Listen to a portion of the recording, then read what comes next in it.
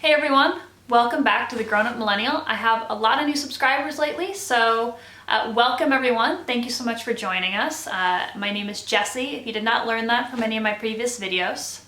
So as you figured out from the title of the video, we're going to be talking about whether you should live on campus versus off campus. Now, as a full disclaimer, I chose to live off campus for the 2 years that I was in university. I've actually never lived on campus, so a lot of this information is going to be based on observations as well as conversations I've had with folks who did live on campus. So I do have some bias towards living off campus, but I am going to try to be as objective as possible. I do think there are several scenarios or reasons that it might make more sense to live on campus. So what we're going to do is we're going to compare on campus versus off campus based on different criteria and just talk about the benefits and the drawbacks of each based on different criteria. Every person is different, they have different needs and experiences, so what might matter to me might matter less to you. I'm basing this on the United States. I don't know what it would be like in other countries. In addition, every college is going to be a little bit different. There are going to be some exceptions to the rule. Generally, this is going to apply to most colleges, but there will be some situations where it won't be applicable. So your mileage may vary. So let's hop right into it. The first criteria is cost, and obviously I would pick this one first because this was one of the biggest things to me. So between on-campus and off-campus, generally living off-campus is going to be cheaper, or at least it can be. And the reason for that is when you're living on campus, your costs tend to be pretty fixed. So housing costs the same, you can't negotiate that or look at different parts of the campus to get cheaper or more expensive housing. In addition, it usually comes with a meal plan, and the meal plan is going to include food prepared in a cafeteria or restaurants. And food prepared by other people is always going to be more expensive than groceries you buy yourself and cook for yourself. There are other services that you're paying for when you live on campus that you wouldn't necessarily be paying for when you live off campus. Depending on your school, it might include cable or a more expensive internet package. You may have cleaning services that you're paying for. You're definitely paying for maintenance for the grounds. You're paying for the RAs that organize events on your floor. There's a lot of things that you're paying for that you can't really adjust when you live on campus. Versus when you live off campus, you have a lot more opportunities to reduce those expenses. You can shop around for better rent. You can choose to live a little bit further from campus versus a little bit closer. You can choose to have more roommates. Something that was really common at UC San Diego, where I went, was students would often rent out the living room or the garage of any house that they were living in as another bedroom. So that was usually going to be the cheapest, usually only $300 or $400 a month for whoever was living in there. But it brought the rent down for everyone else, and if you're willing to live in a living room or a garage, your rent is way cheaper than it would be on campus. In addition, when it comes to stuff like groceries, what utilities you're going to be paying for, you have a lot more control over that, and you're not paying for any staff to upkeep or maintain your living space. That's just going to be part of your rent, and your landlord will cover fixes or repairs. The only caveat here is going to be in furniture. So when you live on campus, normally your room is going to be furnished with a bed, a closet, a desk, lights, etc. Versus when you live off campus, you normally need to purchase those things yourself. However, when you live near a school, you have usually a robust secondhand market. So all of my stuff in college was bought used. My bed I bought for like $20 at Goodwill. My mattress I got from a family friend.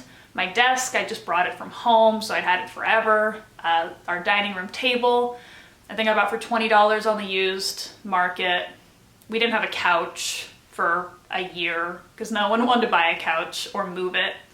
But they're constantly students moving in and out of places and getting rid of stuff, so you can usually get stuff for really, really cheap. So Yes, it's going to be a little bit more expensive to buy furniture, but honestly, you can get most of that stuff for pretty cheap used, and the cost of the furniture is going to be a lot less than what you're paying to live on campus. So when it comes to cost, off campus is usually going to be the cheaper option. Next criteria is convenience. So when it comes to convenience of how much time you spend or getting to places, normally living on campus is going to be more convenient. And that's because you live right by your classes, you have everything you need right on campus. It usually tends to be a self-sustaining system, versus living off campus usually requires you to drive or take the bus.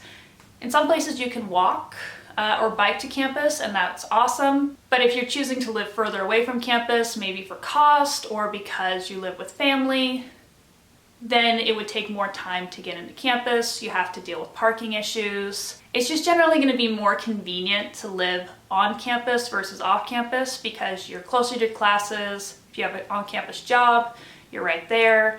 And there's lots of facilities available to you on campus that may not necessarily be available to you off campus. Now for the next criteria, time management, it's actually kind of the reverse. Now this is much more anecdotal, but I personally found that students who live off campus tend to be better at time management than students who live on campus.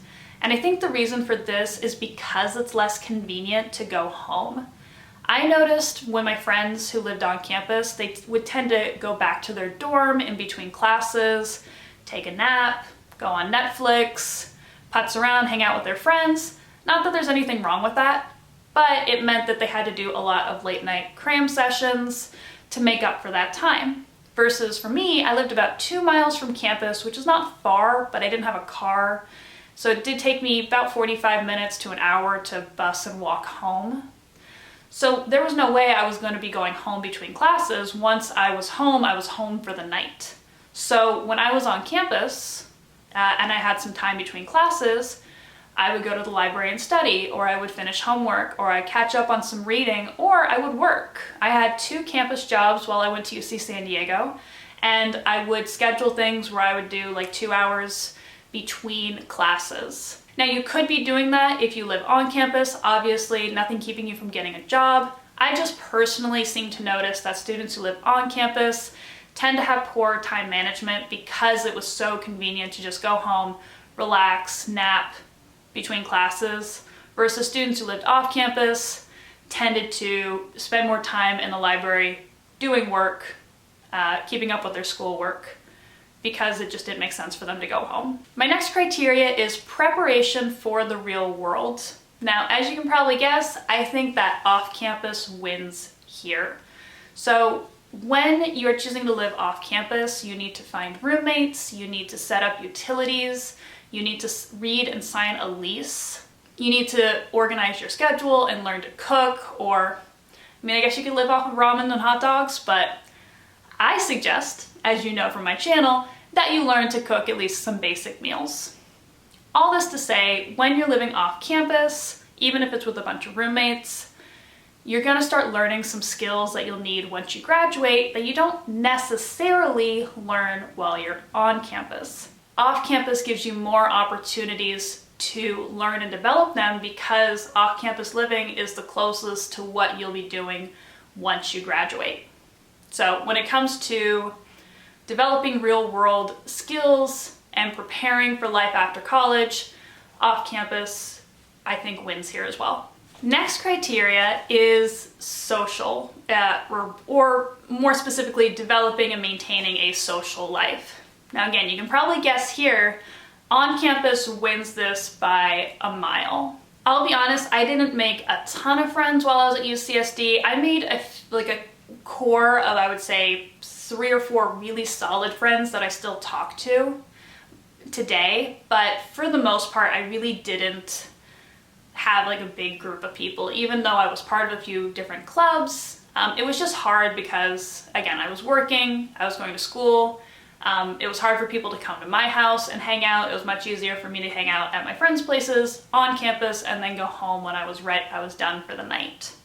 In addition, you just sort of have this built-in, you have all these other students living with you on the same floor, you have all these folks in your you're sharing a room or you're sharing an apartment with a bunch of folks on campus. Your RA or your resident advisor, so this is going to be a person that sort of supervises and make sure that there aren't any big issues or fights. They also organize social events that you can go out and meet more people at.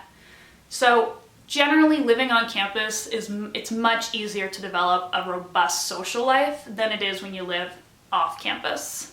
Again, you can develop a social life off campus, but it's just a little bit harder. Normally you get more of a built-in social structure when you live on campus. Now on the flip side for this next criteria, privacy, again, it's sort of the opposite. When you live on campus, more often than not, particularly in your first year or two, because there's sort of this priority, most likely you're going to be sharing a room with another person, maybe two people. So they do have doubles where it's two people in one room, or triples where there's three people in one room. I've never heard of a quadruple, at least not at my campus, but honestly, I wouldn't be surprised if there's some colleges that do that. You don't normally get to pick your roommate, and then if you're in sort of an apartment style, your apartment might have like 3 or 4 rooms with 2 or 3 students per room, so you could be sharing an apartment with up to 10 people. So obviously there's not much privacy there, right? You're not gonna have a lot of privacy sharing a room with another person. You're not gonna have a lot of privacy sharing a floor with a bunch of other students.